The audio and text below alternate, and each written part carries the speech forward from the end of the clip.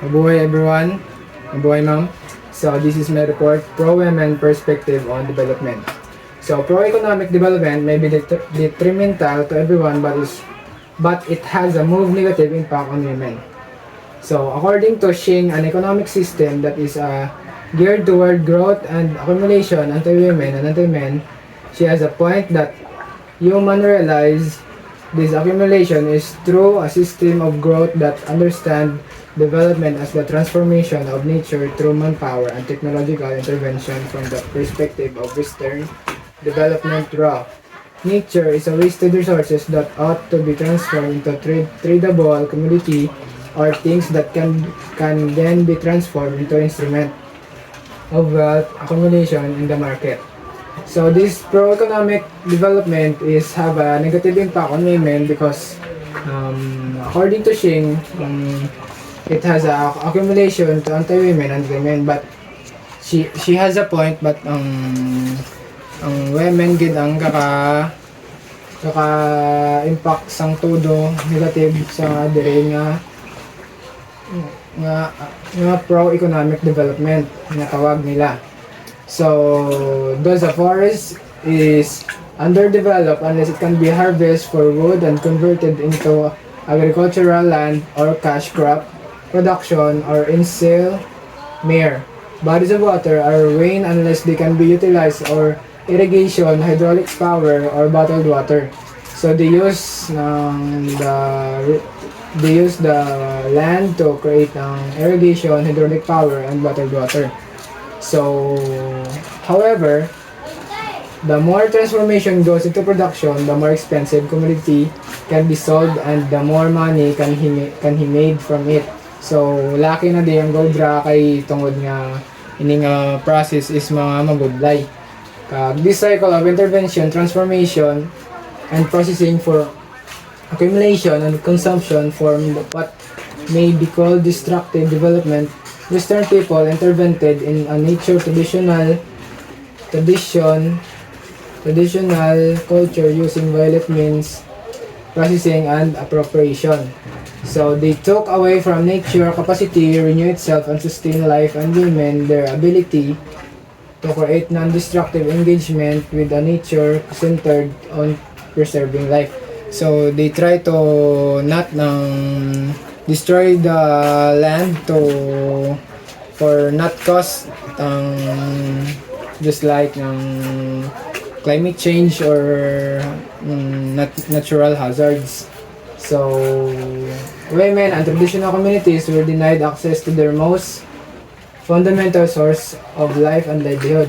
Using intrusive and destructive means, forests were created, cleared wildlife was depleted, and soil was made barren, and water was polluted, and rain thus nature could not renew itself according to its natural cycle. Women had to work harder to obtain water from displaced waterways, plants, crops in less productive soil, and lost access to fish and other accessible sources of protein because their natural supplies have been removed or depleted as a result of modernization of the economy development. As we know, it destroyed the resource based on women's creativity and productivity and nature sustainability. So, ang muning process is ang babae na lang ning gobra kay tungod nga wala gani nga daw hindi na sila kasalig pa sa mga lalaki kay tungod nga mga lalaki nga may mga hard work man kag mabudlay man sa babae nga sila lang may sahanon kag wala may mabulig sila parehas ang So the reason for this deprivation and destruction is the insistence on man's dominance over nature. Shiva describes activity, productivity, creativity, which were associated with the feminine principle, are explorated as qualities of nature and women and transformed into exclusive qualities of man. Nature and women are turned into passive objective to be used and exploited for the uncontrolled and uncontrollable desire of talented man. From being the creators and sustainers of life, nature and women are reduced to being resources in the fragmented anti-life model or maldevelopment. So diri gani nga ginhambal ni Shiva, she described nga activity, productivity, and creativity is nang na-associate din sa feminine principle. Kag ang nature and women are turned into a passive objects, though objects lang ang mga babae, kag ang nature do ginakuan sila bilang though gamay lang ilang purpose, cause ang lalaki damo ang purpose ng lalaki tungod nga damo ang obra nila, kag daw kalabanan nga na obra sa kalibutan is iya ka lalaki, mga just like ang buildings, infrastructure, kag other nga things that especially mga technologies. So subsistence economies are assumed to be underdeveloped because they do not participate overwhelmingly in the market economy and do not consume commodities produced for and distribute through the market, even though they might be satisfying those needs through self-provisioning mechanisms.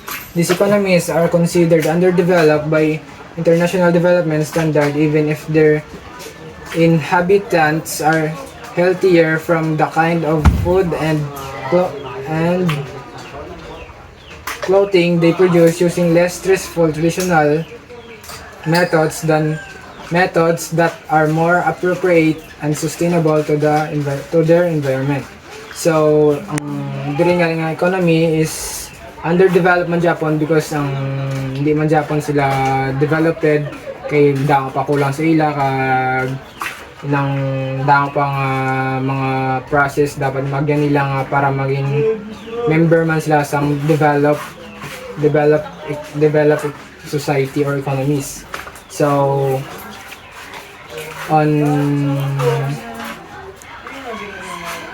Sheva rightly observed that on the contrary, millets are nutritionally far superior to processed foods. Houses built with local materials are far superior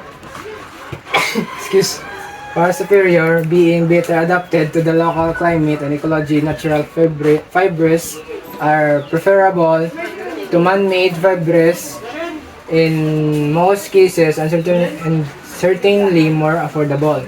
Western societies undermine these economies because they wish to promote and press their version of a good human life.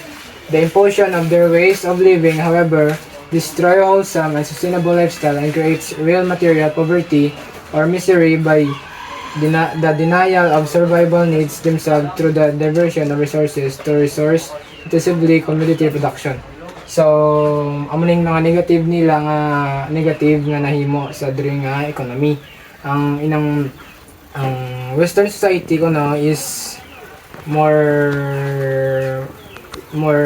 gaka-experience of poverty because nga do wala sila labo sa society kung ano man ang ilang madangtan sa ulihi, kag daw wala sila objectives or goals sa ilang kabuhi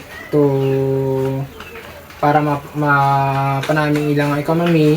Daw ginapabayaan lang nila, go with the flow lang bala sila, kag daw wala sila intindi kung ano ang dapat ginanghimuon para mapanaming ilang futures. So cash crop production and food processing take land and water resources away from sustenance needs and exclude increasingly large number of people from their entitlement to food. Clearly, modern development does not exactly lead to the greater well-being. Hence, much of human subsistence and even flourishing is endangered by the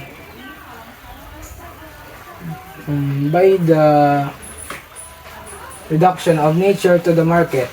There is genuine need to re-examine that most understand as development. This task is particularly important to the women to realize because it is now imperative to recover the feminine principle as the basis of development, which conserve is ecological. Women in traditional societies still understand how to provide for a living since they have not fallen into destructive traps of development.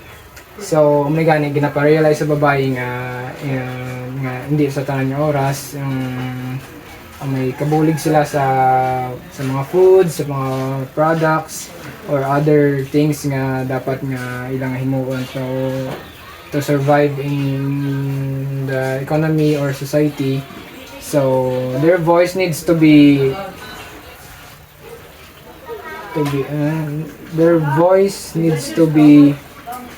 cultivated and allowed to influence and transform the dominant model. So ang mga gani need man sang babae nga pamatin-an kung anong ilang side nga gusto para ma-fair man bla nga hindi man bla permi nga lalaki na ng permi nga mag-decide kung anong dapat himuon kay ka-unfair man nga kung may i-suggest ang mga babae hindi nila ni pamatian. There's genuine need to re-examine what most understandable development. This task is particularly important for women to realize because it is now imperative to recover the feminine principle as the basis. So the discussion above does not necessarily claim that current development model is by nature patriarchal. It however asserts that the existing model originated from Western paternalistic values of aggressive consumption and accumulation. So, doon rin na ding part is doon din na naghalin ang tanan-tanan nga mga process of economy doon din examine. So, let's proceed to